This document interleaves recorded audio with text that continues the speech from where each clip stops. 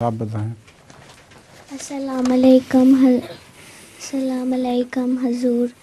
मेरा नाम बरा वहीद है। मेरे पापा का नाम अब्दुल वहीद है। मैं थोरथन ही जमात से हूँ। मेरा पहला सवाल ये है कि हम बर्ड्स को एज ए पेट्स रख सकते हैं?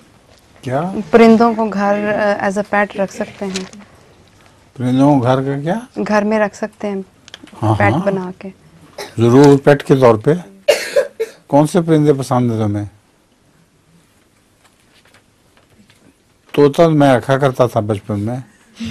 मेरे पास तोता होता था, वो बातें करता था बहुत। यहाँ मिट्ठू चूरी खानी है और भी बोलता था बातें। तो तुमने अगर तोते का शौक है तो तोता रख लो, वरना तीतर पाल है तो तीतर पाल लो।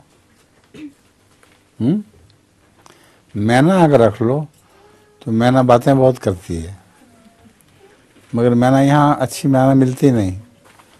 मैना तो ईरान में बहुत अच्छी होती है। कोई परिंदा इतनी बातें नहीं करता जितनी मैना करती है। ठीक है।